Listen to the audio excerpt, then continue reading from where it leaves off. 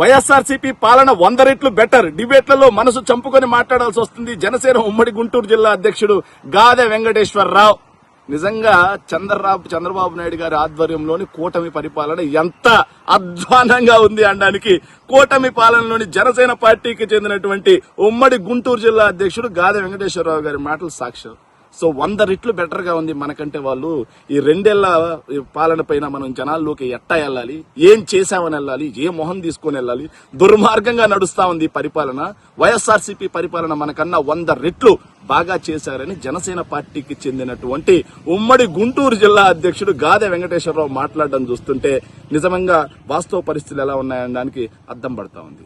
ఇంకా దుర్మార్గమైన విషయం ఏంటంటే డిబేట్లలో మనసు చంపుకొని మాట్లాడాల్సి వస్తుంది. అంటే డిబేట్లో అబద్దాలు మాట్లాడాల్సి వస్తుంది.